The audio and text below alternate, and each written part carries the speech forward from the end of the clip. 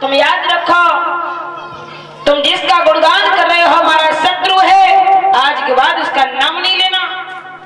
प्रहलाद बोले पिताजी मार दो हमें, लेकिन हम नाम नहीं छोड़ेंगे।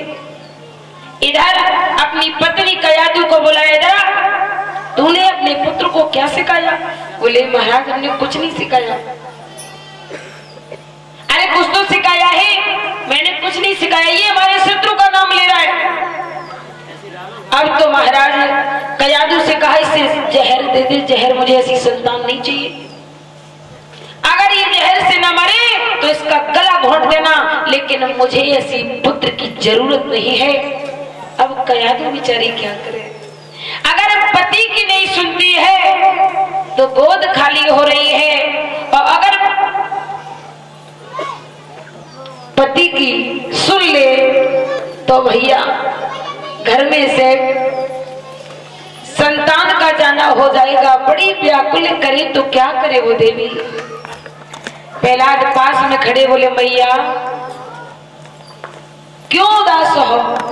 तुम ये विष का पान हमें दे दो, ये प्याला मुझे दे दो, मैं इसे हंसकर पी जाऊंगा। मुझे मालूम है क्यों, क्योंकि भगवान मेरे साथ है, भरोसा है मुझे प्रभु पर। अब यही बात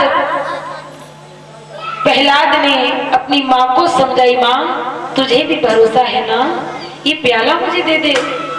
आज प्रहलाद ने उस प्याले को छीन लिया है, और जैसे ही छीना है हुआ क्या,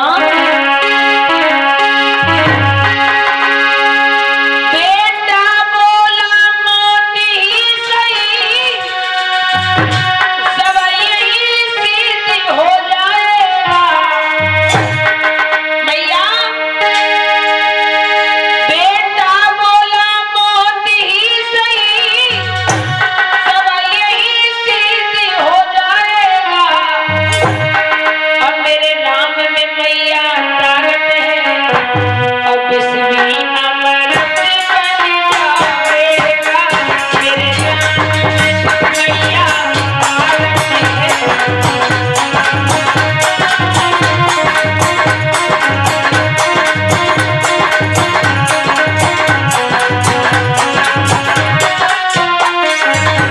प्रहलाद समझाने लगे, माँ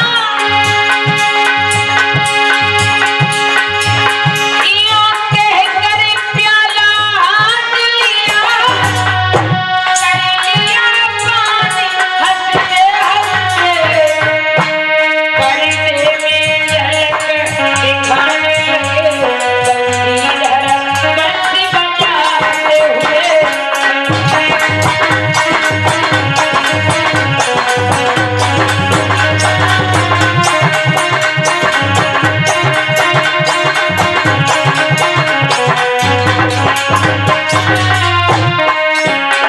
पर्दे में झलक दिखाने लगे, बंसी बजाते हुए। पर्दे में झलक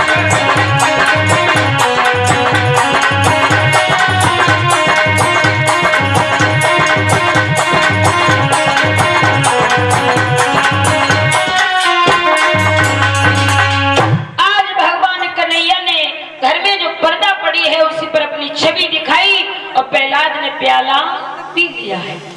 अब भैया हिरण्यकश्यप फिर से आया, बोले कयादू जहर दिया इसे हैं? अब महाराज इधर हिरण्यकश्यप जैसे ये बात कह रहा, प्याला खाली दिखा दिया कयादू ने।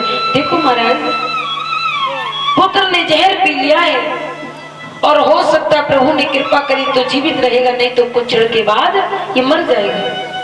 हिरण्यकश्यप बोला मंत्री देख इस प्याले में जहरी था कि कुछ और था? इस प्याले में हाँ हमें लगता है हमारा शरबत था।